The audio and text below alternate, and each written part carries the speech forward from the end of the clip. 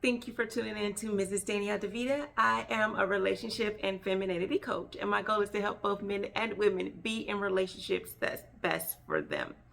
As we mentioned, we are doing our series, and today we'll be talking about joy, and this is the Fruit of the Spirit series. How to be a woman that portrays the fruit of the Spirit. As I mentioned, there are 9. Yesterday we talked about love, how to be a loving wife, a loving mother, a loving person. Mostly I'm looking at how to be a loving wife or girlfriend, because if you're a girlfriend looking to be married, you want to start now instead of waiting until you're married to be able to do these things. And now we're going to be talking about joy. Joy is the second fruit of the Spirit. There's verses in the Bible that talks about count it all joy in James 1. Count it all joy. So even though we are going through things, we want to see the good and the positive in things and still be joyful in that process. Of course, there are going to be some other fruit of the Spirit that's necessary to make sure you have joy. And of course, patience and peace is definitely one of them. But again, we're talking about joy. So as I mentioned, I've been married for 14 years. And I can tell you, knowing my husband just in general for about 17 years, it's not going to be joyful at every point in our marriage. It's not going to be joyful at every point in motherhood. I have 3 children. But what I can tell you is I like to count my blessings. I think if you appreciate the good in situations, right, they can say, oh my gosh, everything's hectic. I have 3 children.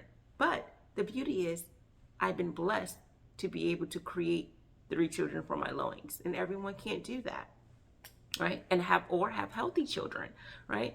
I can say, oh my gosh, my husband is really, getting on my nerves today, right? But I can say, I'm glad I have a loving husband.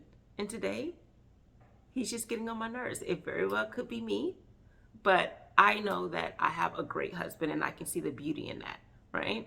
And sometimes we have our mouth poked out and we want everyone to know how bad our husband is or what he's done, what he said that ticked us off, not realizing that when we let everyone know all of our woes and talk badly about our husband, people are going to see our husband in a negative light because that's the light that we presented to them. And also, when we talk badly about our spouse or boyfriend, that gives others the indication that we may, even if they don't say it, it's not loving to gossip about someone that you say you care about. But at times we are venting, but you got to know who you're talking to.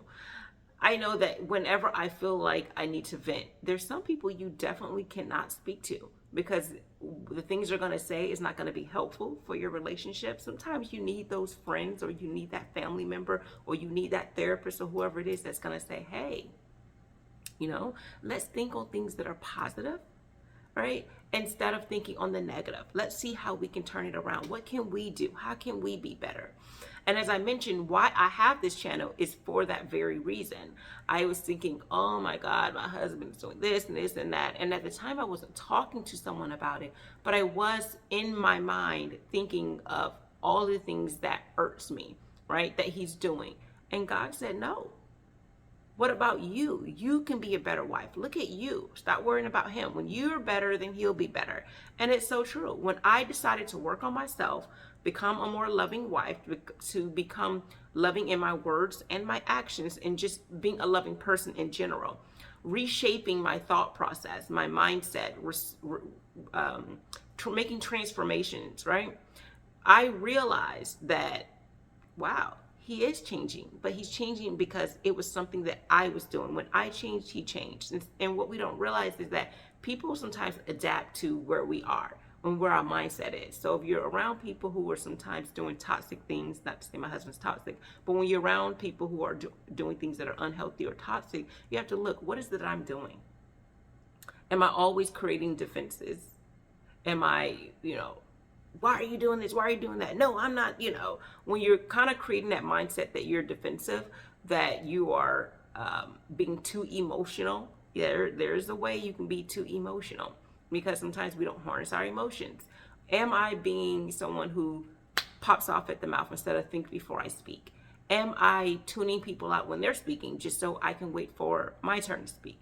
When you tend to do things like that, then you may get a certain reaction from the other person that may not be as healthy and toxic, because we're doing things that's unhealthy and toxic.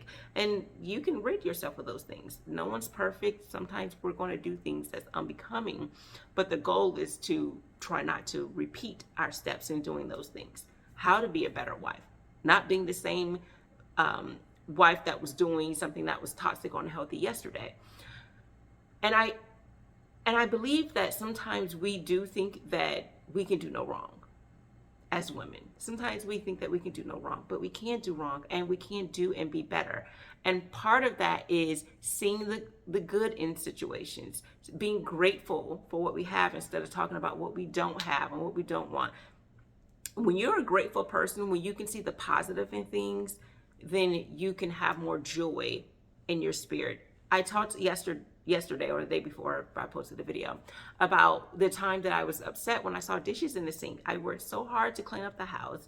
My husband on Mother's Day did all this cooking. It was fabulous. I was spoiled, but surprise, next day I had to do the dishes because that night he had piled on dishes from dinner. And I did not, get out of bed. I was in bed and then I fell asleep. So when I woke up, I was like, oh my God, there's so many dishes. But instead of getting upset, I said, you know what? This is my time to meditate. I can do the dishes and meditate. This is my time that I can prepare whatever it is I need without my children in my space. So when I saw the positive in that, my whole attitude changed. When my husband came home, I was not upset.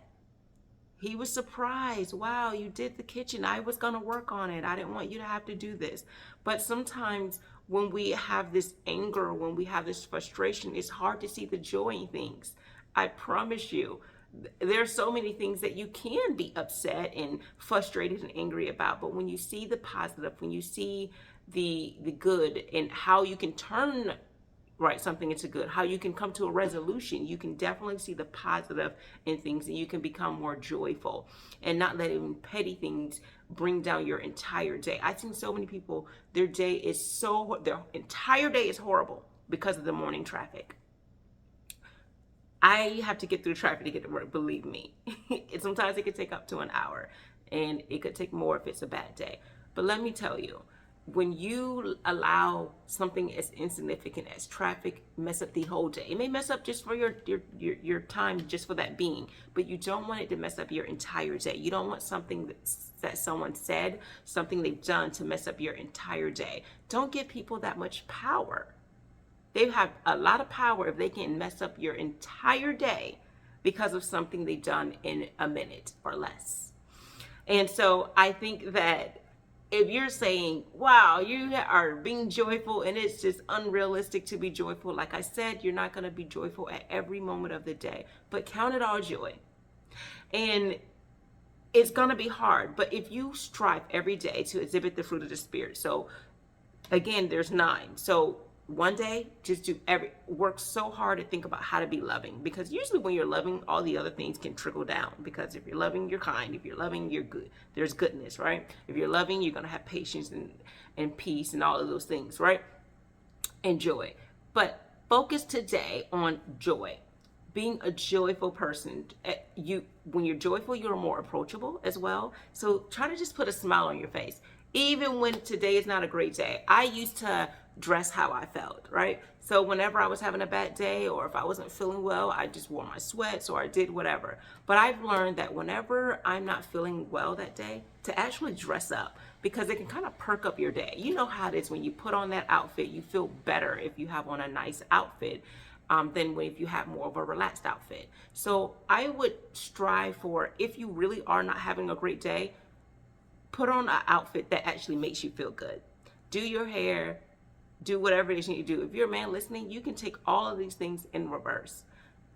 Allow yourself to see the good in things. Allow yourself to make the changes that you can make to make the day better. There are many things you can do to make a day better. Like I said, self-care, wearing some certain clothes, taking yourself out, doing something that makes you feel good and feel happy instead of allowing this insignificant thing, or if even it's the big thing, allowing that to make your whole day or your whole week bad. Again, if you are a joyful person, people are more likely to approach you if you are in a dating phase, or just in general, people are more likely to come up and talk to you, and you can develop new friends. You could develop business relationships and network, all because people saw you as approachable. And again, you want to be careful of who comes your way, because just because everyone flocks to you because you're approachable, you don't have to entertain the thought of being in a relationship with them. So just because people come your way doesn't mean you have to, entertain it. I mean, a fly comes to a steak doesn't mean it's a good thing, right? So if you are a joyful person, you're most likely going to not allow people to burst your bubble, allow people to make your day the way they want it to be.